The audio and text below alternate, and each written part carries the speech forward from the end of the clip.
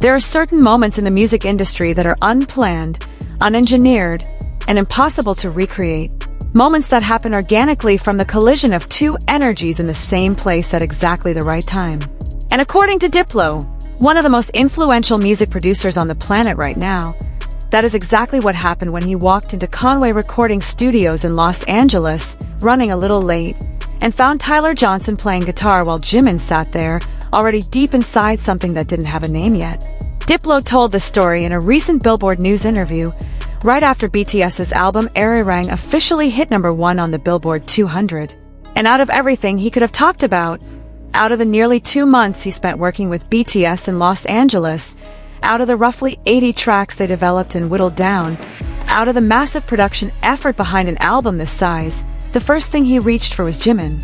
Not Swim, the lead single that exploded worldwide from day one.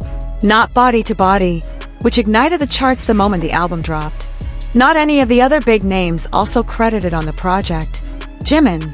And one recording session that happened quietly behind closed doors at Conway on one particular night. To understand why Diplo's words carry the weight they do, we need to step back and look at who Diplo actually is within the global music industry. His name is Thomas Wesley Pence, born in Mississippi, shaped by the Philadelphia music scene, and today his name sits in the credits of songs by Beyoncé, Madonna, Justin Bieber, Usher, Bad Bunny, Shakira, and Britney Spears. He is someone who can say no to anyone and still have a longer collaboration list ahead of him. He doesn't need to prove anything to anyone. He has spent 3 decades in an industry that has never made room for people who can't read a room or read an artist. And Diplo read Jimin very quickly, faster than most people would probably expect. In that Billboard News interview, Diplo said something that sounds simple on the surface but carries enormous weight underneath it. He said that when the team in the studio was going through demos, figuring out which songs fit which member, there was one song where everyone in the room immediately agreed, without debate, without explanation, that this was a Jimin song. Not because of his vocal range, though that's real. Not because of the falsetto technique he has spent years mastering, the kind that makes listeners stop in their tracks, but because there was something in the DNA of that song that could only live, could only breathe, in Jimin's hands. Diplo said it the way a real producer talks, plainly, without embellishment. They had a way of knowing which song fit which member, and that song, the one that became Into the Sun, the closing track of Arirang, felt like a Jimin song. 4 words. It felt like a Jimin song.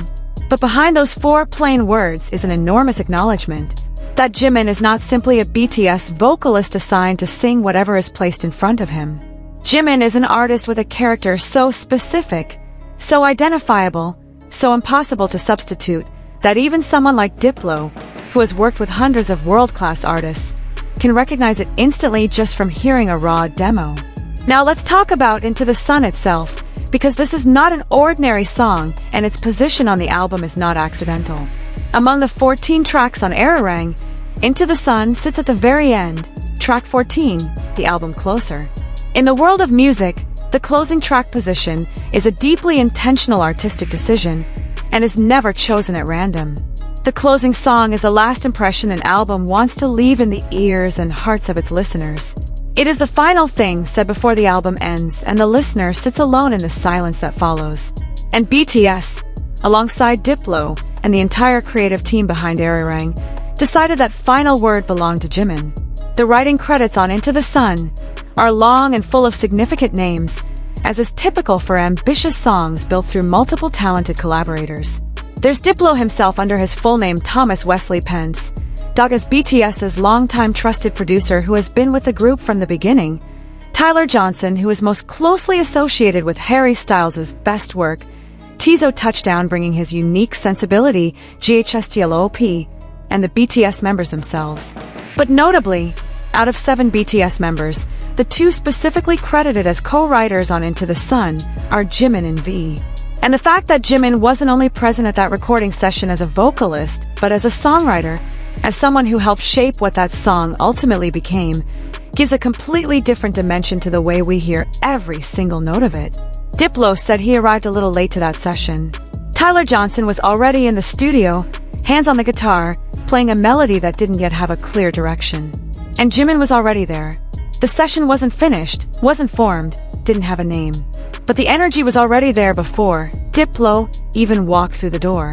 He stepped in and immediately caught something he described as the most memorable moment of the entire Arirang recording process. Not because something dramatic happened that could be turned into a headline. Not because there was some creative conflict that exploded into a breakthrough. But precisely because everything felt like it was flowing. Like it was natural. Like the song had existed somewhere for a long time already, and all they needed was to be in the same room together to find it. This is not something that's easy to explain technically to someone who has never personally experienced working in a recording studio. But anyone who has been part of a creative process like that knows exactly what Diplo is describing.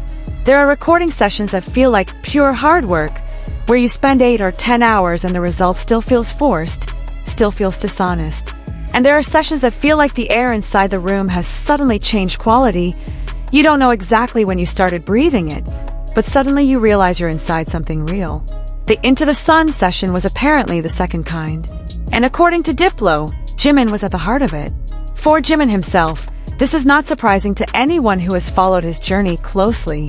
Jimin is an artist whose entire solo body of work is built on a single foundation: emotional honesty poured into the form of sound. His debut solo album, Face, arrived in 2023 during a period that was not easy, when BTS members were entering mandatory military service one by one, when questions about the group's future had no clear answers, when many people outside the fanbase were questioning whether the members could survive as solo artists without the BTS label carrying their names. Face was Jimin's answer to all of those questions. Not an aggressive or defensive answer, but one that was personal, intimate, and didn't ask anyone's permission to be honest. Like Crazy from that album was not just a song. It was a declaration of who Jimin is as an artist standing on his own. And the market proved it in a way that cannot be argued with. Number 1 on the Billboard Hot 100, becoming the first K-pop solo song to reach that position without a collaboration with a Western artist. That is an achievement that speaks not to a large fan base, though Jimin's fan base is genuinely enormous, but to a song strong enough to cut through algorithms, honest enough to resonate with people who had never heard of BTS, and good enough to stand entirely on its own. What often doesn't get enough attention in discussions about, like Crazy's chart performance, is the context surrounding those numbers. Jimin released that song in the middle of a period when most BTS members had already entered or were about to enter military service. The group's momentum as a unit was at its most uncertain point in their entire history. The biggest question hanging in the air was not only whether his solo song would succeed, but whether his solo career could stand firm enough to last through the quiet years ahead. And like Crazy, didn't just answer that question, it surpassed every expectation in a way that silenced the room. Number 1 on the Billboard Hot 100. No features, no Western artist collaboration, just a song good enough, and an artist honest enough to make the world listen. And then, when it was time to return to BTS, Jimin didn't come back as someone who needed the group to rebuild his name. He came back as someone who had already built his name on his own and was now choosing to build it together again. That is a significant difference. And Diplo, as someone who has worked with many artists at many different points in their careers, undoubtedly felt it. His second album, Muse, arrived in 2024 and continued that journey in a way that was bolder sonically, more confident artistically, and broader aesthetically. Who, as the title track proved, that Face's momentum was not a one-time stroke of luck. The song remained on the Billboard global chart for more than 83 weeks, a number that made many people in the industry pause and pay closer attention. And those 83 weeks cannot be explained solely by ARMY loyalty. That kind of longevity only happens when there is something in a song that keeps new people finding it and keeps people who've already heard it coming back to play it again. That is the quality of a genuinely good song. As simple and as complete as that. When Jimin walked into the studio to work on Arirang, he was no longer a BTS member trying to prove he could exist without the group. He had already passed that phase. He had moved far beyond it. He arrived at Conway Studios as an artist who knew exactly who he was, exactly what he wanted to say, and exactly how to make that real in the form of music. And maybe that is what Diplo felt when he walked in and found Jimin working with Tyler Johnson. Not trying, not proving anything, just working with the quiet confidence of someone who already knows the way. There is something else important about how Diplo has spoken about BTS across his various interviews during the Arirang promotion period. In an earlier interview with TMZ, when asked about his experience working with the group, Diplo spontaneously called out one specific member in the context of vocal quality. He mentioned Jungkook and said no auto-tune, perfect voice. That is a direct and significant compliment. But then, when talking about the single most memorable moment of the entire album-making process, the name he brought up was Jimin, and that Into the Sun session. Two different compliments for two different things. Jungkook praised for his technical perfection.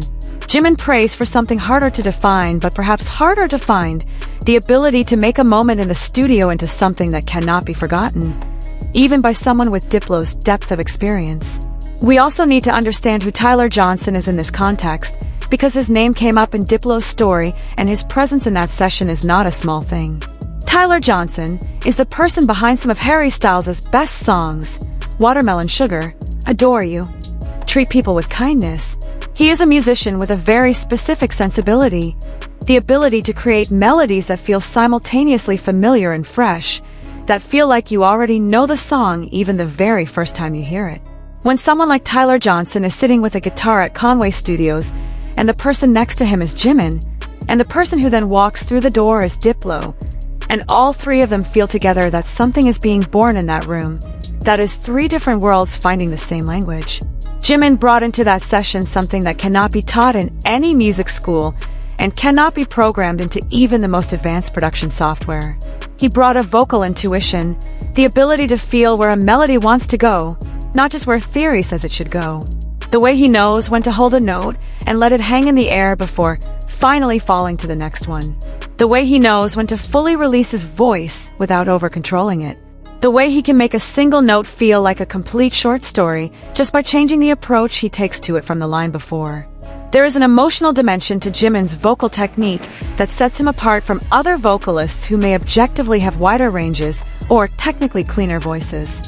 Because music is not only about clean or not clean. Music is about whether you feel something when you hear it. If we're being fully honest, there is one thing about Jimin as a vocalist that tends to get overlooked in mainstream conversation because people focus too much on his chart numbers and his ever-growing record count. Jimin is not simply a vocalist with extraordinary technical ability. Jimin is a storyteller who uses his voice as the instrument of the story. Every song he sings feels like he is speaking directly to you. Not to a large room, not to millions of people on a streaming platform, but specifically to you. There is an intimacy in his voice that makes listeners feel as though the song was written for the exact moment they're in. And that's not a marketing trick. That comes from honesty, from the way he approaches music as something personal rather than as a product that must meet certain standards. That quality is what allowed Tyler Johnson to sit in a room with Jimin and feel that what they were making together had something beyond just a good composition. And that quality is what made Diplo, when he finally stepped into the room, immediately know that he was in the middle of something that doesn't happen every day. Even in a career as long and dense as Diplo's, Into the Sun, as Arirang's closing track carries enormous emotional weight. In the context of the album's overall narrative, Arirang is an album about the journey home. About 7 people who left behind the world they built together, lived through 3 quiet and personal years, each discovering parts of themselves that had long been hidden behind the collective identity of BTS, and then returning, not as exactly the same people who left, but as versions of themselves that were deeper, more mature, more whole, and paradoxically, more ready to be BTS again. Into the Sun is the softest moment of that journey, the stillness that finally arrives after a long storm. The light that is finally visible at the end of a road walked for too long in the dark without knowing if the end even existed. And who is more suited to sing it, alongside V, than Jimin, someone whose entire solo journey has always spoken to exactly that. The process of finding that light, one step at a time, with all the fear and doubt that accompanies it, without pretending the road was ever easy. When Diplo walked into the studio late and found Tyler Johnson and Jimin working on something that had no name yet, he didn't need long to understand what he was witnessing. He is a producer whose life has been spent recognizing moments like that, knowing when a song is truly being born rather than just being well made. There is a significant difference between the two. A well-made song you can hear and say, this is good, the technique is impressive, the production is clean. A song that is truly born makes you go quiet and not know what to say because you're not sure what just happened to you. And that studio moment, according to Diplo himself, was the second kind. There is one more dimension to this entire story worth paying attention to, and it is about what all of this means in the larger picture. We live in an era of music that is extremely measured and extremely documented. Every stream is counted to the second. Every chart position is analyzed down to its decimal. Every sales number is turned into news and used as proof of who has succeeded and who hasn't.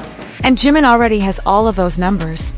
Billboard records that haven't been broken, album sales that exceeded expectations, streaming numbers that keep growing even years after release.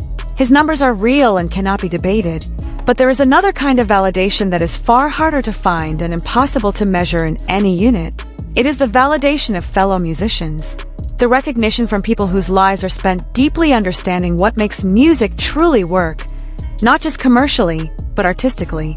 And that is what Diplo gave when, in an interview with the most influential music media outlet in the world, he chose to talk about Jimin as the center of the most memorable moment from 2 full months at Conway Studios. There is something telling about how the global music industry has gradually started talking about Jimin over the past few years. Once, the conversation about Jimin outside K-pop circles and ARMY almost always started and ended with BTS context. He is one of the 7, he is a lead vocalist, he is part of the machine that produces hit after hit. His identity as an individual artist was almost never the main topic outside the circles that already knew him. But something shifted, slowly, and then unmistakably. When Like Crazy hit number 1, the conversation moved. When Who stayed on the global chart for over 80 weeks, it moved again.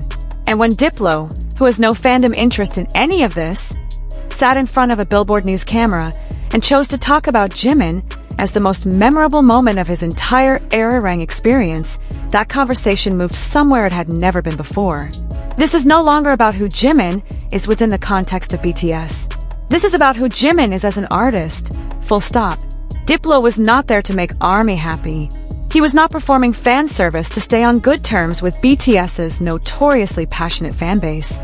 He is a world-class professional who was talking about his work experience, and within that experience, out of everything he could have chosen to tell Billboard, what he chose was one night in a studio, Tyler Johnson on guitar, and Jimin already there, and something real and honest and impossible to engineer happening between all of them.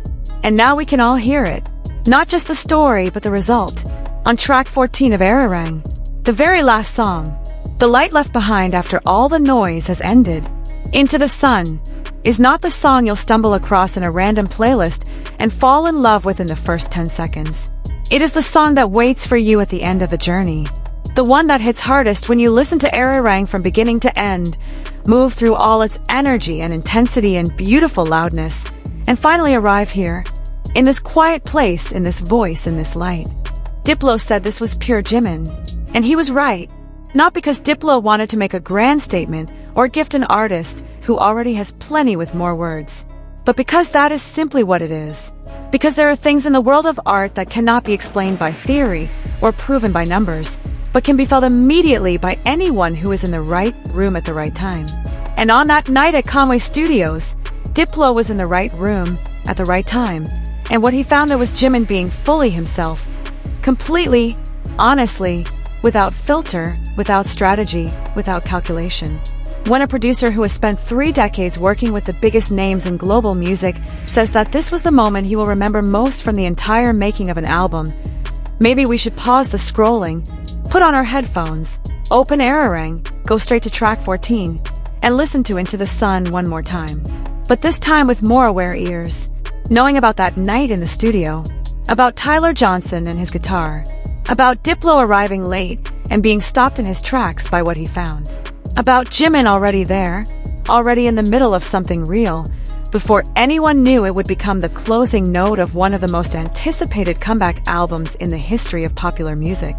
In a world full of noise, in an industry full of strategy and calculation and numbers, there is an artist whose best way of proving himself has always been simply to show up and work, fully, honestly, the way he always has. And in a studio in Los Angeles, On a night that was in no one's calendar as an important moment, Jimin did exactly that. And someone who had witnessed thousands of other moments in his lifetime walked into the room and knew immediately that this was different. That the person in that room was not an ordinary person. That the voice that would fill that song was not an ordinary voice. And that this moment, unplanned, unpublicized, engineered for no one's consumption, was one of the most real moments he had experienced in 3 decades of working in the music industry. Listen to Into the Sun and try to feel what Diplo felt that night.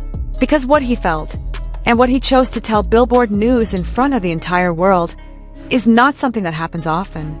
Even in a 30-year career alongside the biggest names in the industry, there are moments that stand alone.